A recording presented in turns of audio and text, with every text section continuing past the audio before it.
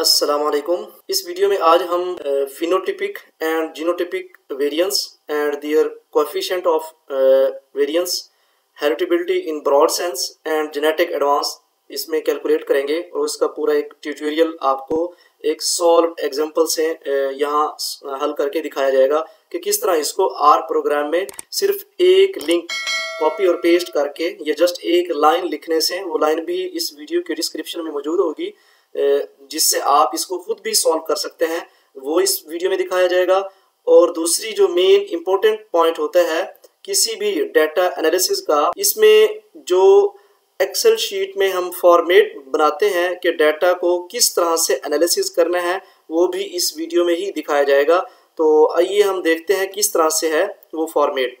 कि सपोज मेरे पास एक टेस्ट डाटा है, सारा सपोज्ड है, इसके कोई रिजल्ट्स वैलिड ना भी हों तो इशू नहीं है, जस्ट एक ट्यूटोरियल है, आपको दिखाया जा रहा है कि फर्स्ट कॉलम में हमने जीनोटाइप लिखनी है या ट्रीटमेंट्स लिखनी है, जो भी आपके पास डाटा हो। अगर कोई और प्लांट्स के अलावा किसी भी और ट्रीटमेंट्स का डाटा है तो हम यहाँ लिखेंगे फर्स्ट कॉलम में जीनोटाइप में।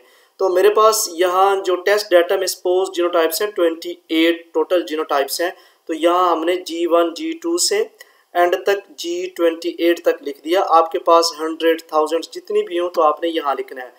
सेकंड कॉलम में रेप्लिकेशन होती हैं, क्योंकि जितने भी प्लांट्स के रिलेटेड या कोई और भी एक्सपेरिमेंट होते हैं तो उनमें रेप्लिकेशन या ब्लॉकिंग की ज़रूरत होती है।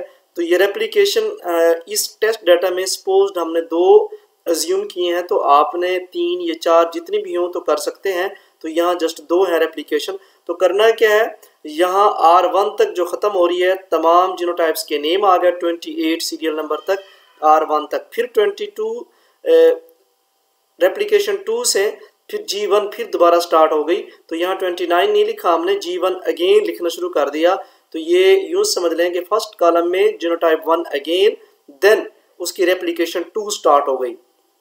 अगर आपके एक्सपेरिमेंट में रेप्लिकेशन का कॉलम नहीं है या रेप्लिकेशन नहीं कर रहे तो यहाँ डाटा में भी आपने एक्सेल में ये नहीं लिखना, आपने ये रेप्लिकेशन का कॉलम नहीं लिखना। नेक्स्ट जो C या थर्ड कॉलम टू ऑनवर्ड 8 तक या ये 6 ट्रेड 6 है, तो यहाँ हम ये लिखते होते हैं कि जितने भी पैरामीटर स्टडी कर रहे हैं तो प्लांट्स के हवाले से ट्रेड्स उनको कहा जाता है कि जितने भी ट्रेड स्टडी कर रहे हैं, ट्रेड 1 2 3 4 5 एंड 6, तो इन सब का यहाँ मीन डाटा कि क्योंकि हर रेप्लिकेशन के अंदर मिनिमम 5 और मैक्सिमम 10 15 20 प्लांट्स का डाटा लेते हैं, तो यहाँ हमने उन सब का मीन लेके यहाँ 116 तो ये लिख दिया इस तरह तमाम पैरामीटर्स का। तो यहाँ ट्रेड लिख दिया 1 2, यहाँ आप कुछ भी लिख सकते हैं। जस्ट लाइक अगर वीट प्लांट की बात करें तो उसमें plant height, flag leaf area, cotton की बात करें तो उसमें बॉल वेट, बॉल साइज, तो ये सारी चीज़ें इसमें जितनी भी हैं यहाँ आ जाएंगी। तो ये रहा हमारा एक फॉर्मेट कि किस तरह का डाटा फॉर्मेट किया हुआ हो, तो फिर देन उसको ये एनालाइज करेगा और प्रोग्राम, फिर उससे कैलकुलेट करेंगे हम phenotypic, genotypic variances, heritability and genetic advance.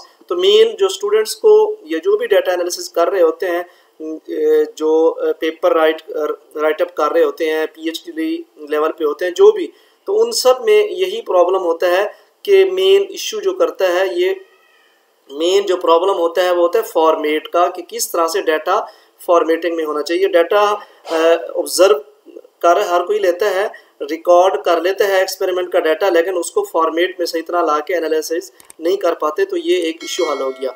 अब हम चलते हैं नेक्स्ट स्टेप की तरफ कि करना कैसा है।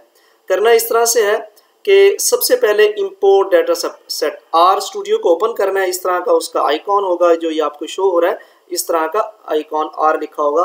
तो उसमें सबसे इस तरह 4 आपको विंडोज़ शो होंगी, विंडो 1 ये, और इस तरह ये 2, ये 3 एंड 4, 4 पार्ट्स नज़र आएंगे। तो सबसे पहले हमने जाना है यहाँ इंपोर्ट डाटा सेट। तो इंपोर्ट डाटा सेट पे जाके एक्सेल शीट में ही हमने ऑलरेडी इसको डाटा को किया हुआ है, तो ये फाइल या उसका URL लिंक कॉपी करके इधर हमने इसको ब्राउज करना है अपने ही लैपटॉप के अंदर, जहाँ ये सेव होगा उधर जाना है। उधर जाने के बाद मेरे पास यहाँ इधर सेव है आर प्रोग्राम्स के फोल्डर पे वेरिएबिलिटी के नाम से। तो ये टेस्ट डाटा, इस तरह आप इसका कोई भी नेम रख सकते हैं, लेकिन ख्याल ये करना है कि जो नाम इसका रखेंगे टेस्ट डाटा या कोई भी variability data, check data, manuscript data या रिसर्च डाटा जो भी, तो आपने जो नेक्स्ट मैं लिंक वीडियो के डिस्क्रिप्शन में दे दूंगा। लिंक से मुराद जो आर प्रोग्राम का कोड होगा, उस कोड के अंदर भी आपने फिर फाइल का नाम वही लिखना है। मैं आपको कोड जस्ट एक लाइन है वही मैं आप लोगों को समझा देता हूँ कि किस तरह से करना है। इसके बाद यहाँ इंपोर्ट करना है, डाटा इस तरह से शो हो जाएगा। तो ये एक कैरेक्टर्स हैं, यहाँ डबल आना चाहिए जितने भी आपके ट्रेड्स हैं। अगर नहीं आ रहा तो इसको यहाँ क्लिक करके आपने ये कर देना है डबल। और इस तरह ये टेस्ट डाटा में first row as name and open data viewer ये दोनों क्लिक होने चाहिए। तो जिस तरह आपको ये विंडो शो हो रही है स्क्रीन के ऊपर, सारा आपने अपना डाटा भी जब एनालाइज करना है तो इस तरह से आपके सारे ऑप्शन होने चाहिए। अदरवाइज ये केस सेंसिटिव होता है आर प्रोग्राम, तो प्रॉब्लम हो जाएगा। इतना मुश्किल नहीं होता जितना इसको मुश्किल समझा जाता है, लेकिन इसमें जो चीज़ केयरफुल करनी पड़ती है, जिस चीज़ का बहुत ज़्यादा ख्याल रखना पड़ता है, वो यही है कि जो ये छोटे से ऑप्शन हैं ये केस सेंसिटिव होते हैं। तो ये इसमें छोटी सी मिस्टेक हो जाए तो एनालिसिस में प्रॉब्लम होता है। नेक्स्ट इंपोर्ट पे क्लिक करना है। इंपोर्ट पे करने के बाद इस तरह टेस्ट डाटा के नीचे फाइल शो हो जाएगी इस विंडो में। यहाँ आपको टेस्ट डाटा शो हो जाएगा कि 56 ऑब्जर्वेशन, क्योंकि 28 जीनोटाइप्स थी। मैंने आपको बताया था, एक्सेल शीट के अंदर देख सकते हैं टोटल 28 जीनोटाइप्स रेप्लिकेशन। तो ज़ाहिर सी बात है 2 रेप्लिकेशन है तो वो उसकी अमाउंट उन्होंने डबल कर दी कि 56 3 होती तो ये 3 टाइम ज़्यादा हो जाता है, इस तरह से उसको मल्टीप्लाई कर देते। टोटल 8 वेरिएबल्स हैं। तो यहाँ ये थोड़ा सा समझने की बात है। 8 वेरिएबल्स के मीनिंग्स हैं कि 8 कॉलम्स हैं। अब जब हमने एनालिसिस करना है फिर उसको देखना है, तो इस तरह ये शीट शो भी हो रही है 1 2 एंड ये 6, टोटल 8 कॉलम्स हैं, 8 वेरिएबल्स हैं। तो जब एनालिसिस करेंगे तो एनालिसिस में सबसे पहले जो हमें यहाँ पैकेज पे क्लिक करना है। अगर आप फर्स्ट टाइम कर रहे हैं, क्योंकि मैं फर्स्ट टाइम नहीं कर रहा, तो मैं बता देता हूँ कि फर्स्ट टाइम जो कर रहे हैं एनालिसिस, उन्होंने क्या करना है, पैकेजेस पे जाना है। पैकेजेस पे जाके यहाँ वेरिएबिलिटी आ जाएगा लिखा हुआ, वेरिएबिलिटी को क्लिक करना है। अगर आपके पास लिखा हुआ ना हो तो जस्ट आपने यहाँ वेरिएबिलिटी लिखना है इस तरह से, VARIABL इस तरह से। अगर आपके पास इंस्टॉल नहीं है तो यहाँ ऑप्शन दे देगा इंस्टॉल का, तो आपने इंस्टॉल कर देना है। तो यहाँ भी आप जाके लिख सकते हैं वेरिएबिलिटी, तो ये आपके पास इस तरह से ये सारा शो हो जाएगा वेरिएबिलिटी। ये देखें इंस्टॉल, क्योंकि ऑलरेडी मेरे पास इंस्टॉल्ड है तो आपने इंस्टॉल कर देना है। तो यहाँ ये आपने मेक श्योर करना है कि आपका डिवाइस है या कंप्यूटर या लैपटॉप जो भी, वो इंटरनेट से कनेक्टेड होना चाहिए। विदिन 1 to 2 मिनट्स ये कंप्लीट हो जाएगा इंस्टॉलेशन के बाद। तो फिर आपको इस तरह से शो हो जाएगा वेरिएबिलिटी। तो आपने इसके ऊपर क्लिक करना है लाइब्रेरी वेरिएबिलिटी। तो अब हम जाते हैं आर कोड की तरफ कि वो किस तरह से होता है। तो यहाँ से लाइब्रेरी वेरिएबिलिटी, तो ये वीडियो के डिस्क्रिप्शन में होगा। तो यहाँ आपने इसको क्लिक कर देना है। ऑलरेडी ये क्लिक भी हुआ खड़ा है क्योंकि हमने यहाँ से इसको क्लिक किया हुआ है। तो इस तरह से अगर ये ओके है तो इस तरह का ये साइन शो हो जाएगा। देन उसके बाद हमने करना क्या है, इसका जेनेटिक वेरिएबिलिटी करनी है। तो जेनेटिक वेरिएबिलिटी के अंदर ये तमाम चीज़ें आ जाती हैं, फिनोटिपिक, जीनोटिपिक, इन्वायरमेंटल वेरिएंस और इनके कोएफिशिएंट, हेरिडिटेबिलिटी एंड जेनेटिक एडवांस। तो ये जो लिंक या जो आर कोड है यहाँ पेस्ट किया है, तो इसका है जेनेटिक डॉट वेरिएबिलिटी। आपने इस तरह से लिखना है test data. Test data means कि जो मेरी फाइल अपलोड की थी, यहाँ ये नेम शो भी हो रहा है। तो एक्सेल शीट पे भी आपको दिखा देते हैं कि ये टेस्ट डाटा के नाम से ये फाइल शो हो रही है।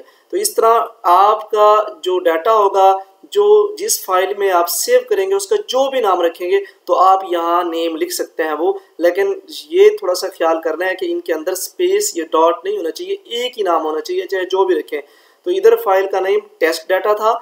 ये इस तरह से 38 का मतलब ये है कि जो टेस्ट डाटा के अंदर जो कॉलम है वो कॉलम नंबर 3 से 8 तक का डाटा एनालिसिस करना है, बाकी का नहीं करना।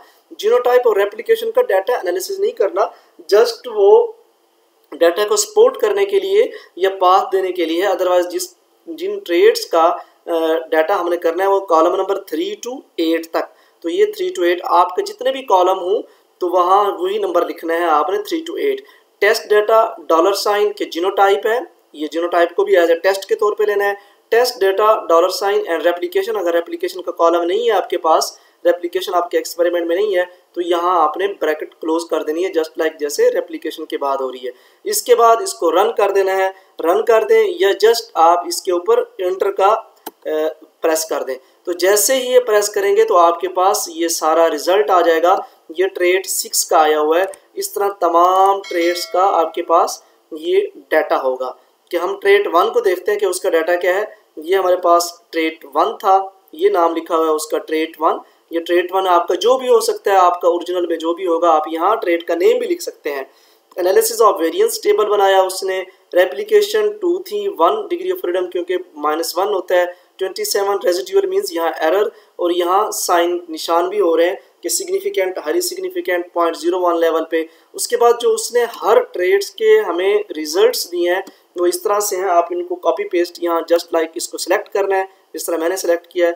तो आप वर्ड पे जाके पेस्ट करके इनके रिजल्ट इंटरप्रेट कर सकते हैं और अपने रिसर्च के डाटा को एनालिसिस कर सकते हैं। ये मैक्सिमम है कि मैक्सिमम वैल्यूज़ क्या थी, मिनिमम क्या थी, ग्रैंड मीन क्या था, standard error of A mean कि उसका क्या है, क्रिटिकल डिफरेंस 5% पे एंड 1% पे, environmental variance, genotypic variance and phenotypic variance.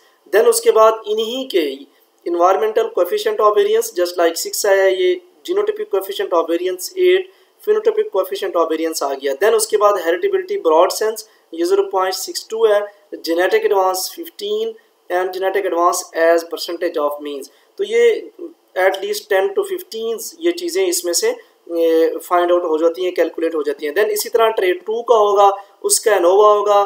Then उसके ये जो स्टैटिस्टिक्स ये यूँ समझ लें कि उसके phenotypic, genotypic and environmental variances और ब्रॉड सेंस, जेनेटिक एडवांस। इस तरह इन्वायरमेंट ट्रेड 3 के ट्रेड 6 तक जितने भी ट्रेड हैं तो इन सब का डाटा आपके पास आ गया। आप इनको अपने थीसिस में और अपने रिसर्च में और अपने मैन्युस्क्रिप्ट में इनको यूज़ कर सकते हैं। मिलते हैं नेक्स्ट वीडियो में, तब तक के लिए अल्लाह हाफिज़।